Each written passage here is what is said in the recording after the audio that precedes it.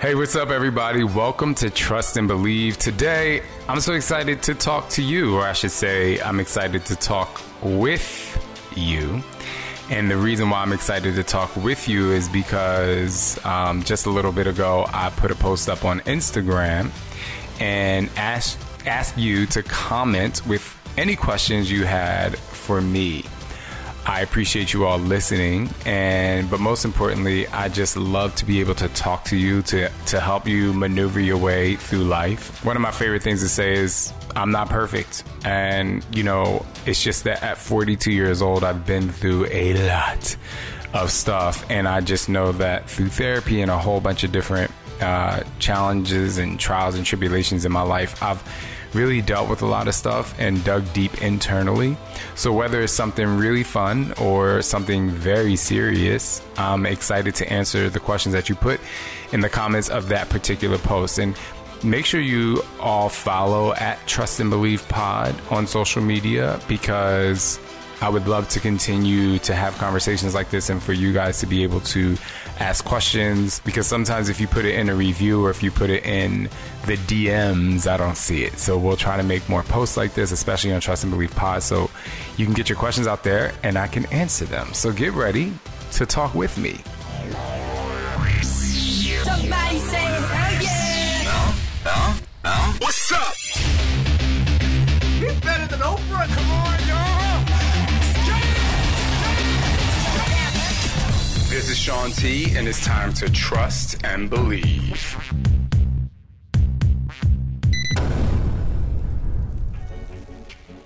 All right, I have my iPad right here up on Instagram with that question thread, that comment thread where you ask your question. So my first question, I'm going to keep it light and fun, this first question. The first question is from Charlene Lombardo. She says, how do you manage your social media? I feel overwhelmed sometimes keeping up with the teeny tiny following, and you have half the world tagging you in your DMs. Well, I'm definitely no The Rock, Dwayne Rock Johnson, or Kim Kardashian.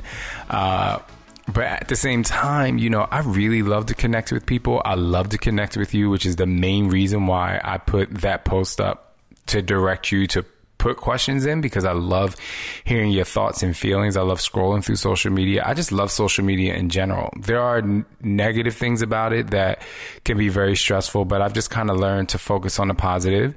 And honestly, the easiest way that I'm able to manage my social media is just stay authentic to who I am and make sure that all my posts lead with the intention that I have. Here's the thing. When it comes to managing social media, I can't necessarily tell you how to respond to what I have to say, nor you to other people. And if in your heart, what you're posting is coming across in the way that you want to deliver it, then, managing your social media should be easier. But when it comes to answering DMs and things like that, I wake up in the morning, I go into what I like to call my back office, where I get a bunch of questions or comments or tags, and I'll open some up, and ones that are deeply serious, they pull on my heartstrings, so I answer. Some we make sure we repost later on my stories. Obviously, I can't get to them all. Usually, if it's a question that I've answered, or if it's a message that I've answered before, I kind of just leave it alone, because I'm just well, all you gotta do is scroll a little bit. But I love it. I think it's fine. The other thing is, full disclosure, I definitely have help with my social media. Now, I pretty much post everything you see, but sometimes it's a little crazy. Like if I'm on set or if I'm very busy that day, I definitely will have someone help me out with it. I also, when it comes to social media with a platform as big as mine, if you consider it big, I definitely have someone that goes and researches all of you and knows what it is that you want, but also, it keeps me very connected to what it is that I want to provide to you. I get unfollowed every day by hundreds of people, and a lot of people out there would be like, well, why would somebody unfollow you? Well, I'm just not for them, and that's fine. And I believe that the more you are yourself, the more you are actually going to get unfollowed, because people, a lot of times when you post things that, it talks about morals or values or things like that, especially when it's not that bad, it kind of it kind of triggers them and they don't want to see it or they don't want to know about it. Or a lot of people tell me I share too much or whatever. And I'm like, okay, that's like totally fine. But why is it too much, you know? And that's only a question that they can answer. But at the same time, if they just don't like me, I'm totally fine with you not liking me. I'm not trying to make you like me. I'm showing you who I am, and I love to vibe with you, and I like you. If you comment, I don't... You know, I even take negative comments and I'm like, okay, like, let's go. But when they're rude or if they're bullying other people in my Fit Fam, that's when I get pissed because, you know, it's just not nice. So, I mean, I can give you a whole lesson on social media, but that's how I manage it. All right, moving on to something else. Aliza Mooney says, if you're sidelined with a back injury or any injury and cannot work out, what would be your advice for someone to focus on? Focus on how to sustain a positive mindset, whatever that is. So when you can't work out at all, it really, and you're a person who likes to work out and it makes you feel really good and it starts your day or, you know, brightens your day, and you can't, it's something that you really love is taken away from you. So now you have to resort to things that make you feel are going to help you feel as best you can. When I can't work out, I really focus on my nutrition. I actually enjoy it more because I believe it's a challenge to try and sustain what my body functioning is doing in terms of health while not being able to work out. I definitely, if I get some sort of injury, like even with the boat accident, I definitely do a lot of internal reflection. Some people like to journal, but I just believe that connecting to your everyday and trying to improve yourself every day until the injury is better is important. Also assess the injury, because a lot of times when we have a injury like my shoulder, we say, well, I can't work out. And now a back injury is very tough to even move, but can you sit down and do bicep curls, right? You may not be able to lift your legs or rotate your trunk, if you will, but can you do bicep curls? Can you do overhead presses? You know, you can definitely do breathing exercises. So there's some things you can still do if depending on your injury, but a lot of people get injured and they say, I can't do anything at all. But you might be able to do something. And last but not least, which is the most important when you have an injury, make sure you really focus on PT, because physical therapy is so important, especially if it's an injury that takes you out of movement. Physical therapy is going to be the thing that gets you back to that movement. And the sooner you start physical therapy, the closer to 100% you will get. Here's the next question from Benza Angels. How can I stay motivated to work out when my knees hurt so bad it's hard to walk the next day? Well, I guess it kind of goes to what we were just talking about when it comes to injuries. But when it comes to knees, it's interesting. Now, I'm not a doctor or orthopedic surgeon, but I definitely have had knee injuries and issues. So when it comes to knees, I believe a lot of people don't stretch enough. So my first question would be are you actually stretching enough pre and post workout? And then if you have an injury where it does get better a little bit in a couple of days, it probably means there's some inflammation in there. So do you ice your knees? When I ice my knees, especially after tennis, and I don't like doing it, but when I ice my knees, or if you have a shoulder injury or elbow injury or any kind of injury, if you ice 20 minutes on, 20 minutes off while you're either watching TV or just laying in bed, put a towel down under your knees, wrap them things up with some ace bandages, and let's go. You wake up the next day feeling brand new. Now, if your knees really hurt and you have an injury, see your doctor. If it's overuse, it's probably just because of inflammation. Also, I've gotten stem cell therapy, which I'm going to be talking about a little bit more in a future episodes or somewhere in YouTube, because ever since my boat accident, my body just went into this like crazy inflammation zone, and I'm starting to feel some of the pains that I got before I got the stem cell therapy back in October of 2019, a year ago.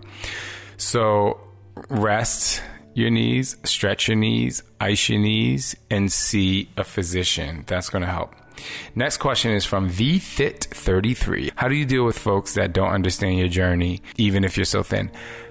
You know, the most important thing I have to say is I don't think it's any of their business why you enjoy your journey if they're going to judge your answer.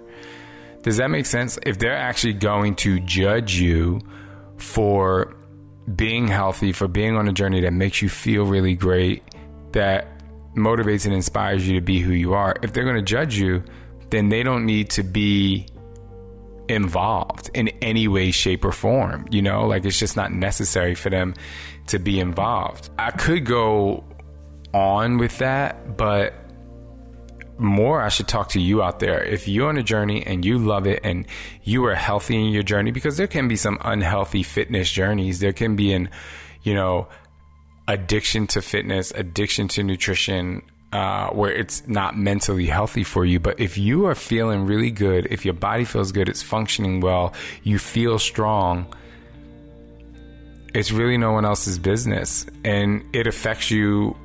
Why? I think that's the reason why that's the thing you should ask yourself. Why does it affect you so bad? Is it a spouse or a family member that you feel should appreciate what it is that you're going through? I think another thing you could do is, if it's someone you really care about, is ask them, why are you not supportive of what I choose to do with my journey? But I mean, you have to care about them a lot to even really need their answer. Now, I know a lot of people out there who have coaching businesses, and sometimes they get turned down from, clients or prospects, and they're being judged because of what they're doing. Well, if you're someone who puts yourself out there like that, if you're trying to push someone to join your way of life, to join your way of fitness, then I have to tell you, you're setting yourself up for people to judge you. And that's something you kind of just have to deal with, because you can't change other people's perceptions of you, especially if you're trying to bring them into your world.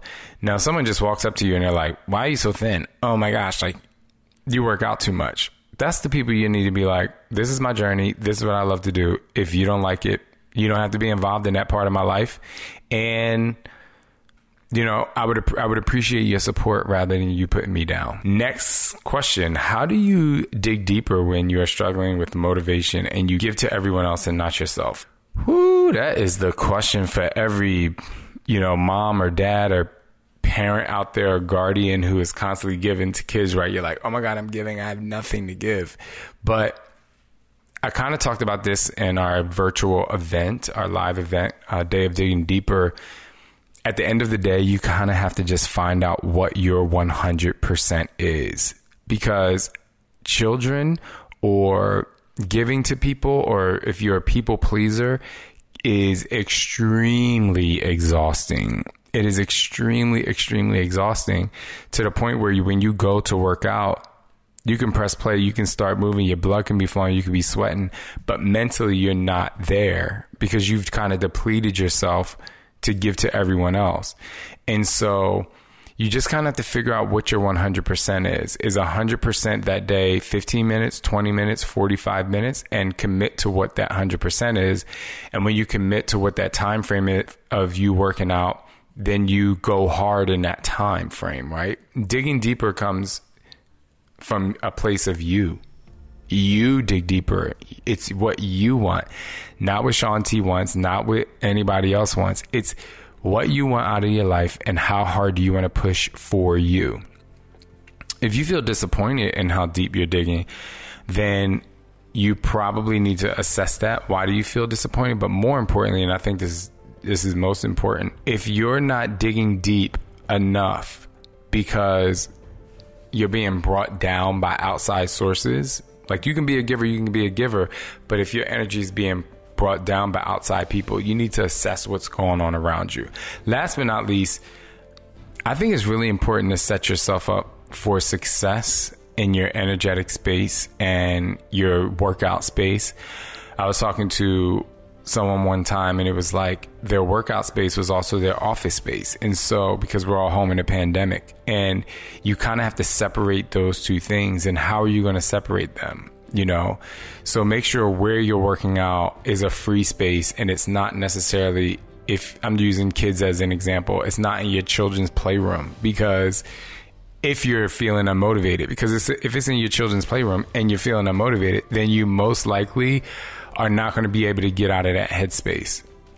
I mean, if you can go outside with your AirPods in and put it on your phone and just like get away from people while you work out, if that's possible, I would say do that, so you can just find a space that works for you. All right, next question from _Kim6. Have 60 pounds-ish to lose. Which one of your programs do you recommend starting with? I've done size and my YouTube workouts. Love watching you dance. So if you've done size, if you've never done hip hop abs and you love dancing, I would say absolutely try hip hop abs, but also T25. It gets a little tough later on, but there's a modifier in there, and it's 25 minutes and it's very functional. Some of the workouts all of the workouts are 25 minutes, and they're full body workouts. Sometimes we focus on legs or we focus on cardio, but you get a good workout. And I've had a lot of people lose a lot of weight with T25. And for those of you who know me, I'm not just about weight loss. I'm about, you feeling great and all that. But when it comes to losing weight, T25 is a great program because everyone has 25 minutes a day. And there's a modifier. And you just feel really great because the movements are just, it's a constant flow. There's no breaks in that 25 minutes. It's progressive movements. So you start at a lower impact and then we increase. But if you don't want to increase, you can stay at that lower impact stage. So I would say try T25. Even Meghan Trainor, the singer, has done T25 and I love her. I'm just going to read this one. Moni _J_1991 says, "You're seriously the best ever. I love how real and honest you are. You're a genuine soul that shines like the sun, and I just love you and have since hip hop abs." Thank you so much. I appreciate that. And just a little response to that. Like, again, some people don't like my genuineness, which I find to be so bizarre. Because if you're out there and you're being who you are and you love yourself and you love sharing yourself and you love sharing your struggles and you love sharing your imperfections and you love sharing, for me, I'd rather know all of someone than, unfollow them or push them away because they're showing too much of who they are. I just find it to be so bizarre. I don't know that mindset. Because I have friends of all different races, ages, ethnicity. I have a best friend that is still a teenager. Like, and y'all might laugh, but it's Danielle Natoni's daughter. And I don't talk to her every day, but I still consider her to be one of my best friends. She is a teenager all the way to, there have been times where I had really great friends that are in their 60s, and we've all been through something different and going through different portions of our lives and parts of our lives, and not agreeing on everything that's happening and political and all this stuff. And I'm just like, I don't know. I'd rather know all of you than just be stuck on a piece of you and be disappointed when I do know all of you. So thank you, Moni. All right, my last question today says, how are you able to silence your mind to enjoy the here and now and not be distracted by the hustle and bustle of everything around you? The priorities of what needs to be done and what needs to be planned, stress, anxiety, etc. What are some techniques you use to help? Well, meditation. I know you hear it all the time, and don't turn off this podcast just because I said it. But meditation, time to yourself, silencing your mind, working out, dancing, sitting by the water, doing things that slow down. Because when I see all of this, especially when I see the word distracted and hustle and bustle, it means you're not taking time to yourself. And it's really hard to be like, I want to take time to myself and I want to be,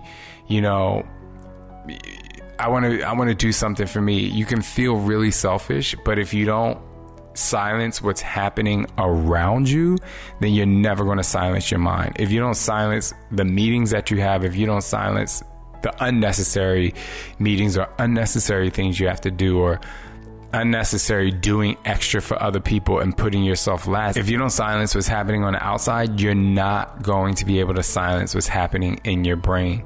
So some of the techniques I use, which one is the hardest, is I need time for me, and I'm going to take time for me, and that's it. And there's no ifs, ands, or buts about it. Like, this is what's happening. This is what I'm going to do. And, you know, tell everyone, like, hey, this is what's happening in my life. This is how I feel. I need your support. I need to take time off. I need time to myself. Just like you brush your teeth and you go to bed at night, like, no one's stopping you from sleeping. And the reason why they're not stopping you from sleeping, because they're like, well, I feel great because I'm sleeping. And so I just think it's really important that you make you a priority, like you make, you know, sleeping a priority. All right. Thank you guys so much for joining. I have a few more questions that I will be reading again. So make sure you subscribe to this podcast, and make sure you follow us on @TrustAndBelievePod, because I want to make sure we're giving you what you need so that you can continue to trust and believe in yourself. Thank you for listening. Again, I'm your host, Shaun T, and I can't wait to talk to you again. Have a wonderful day.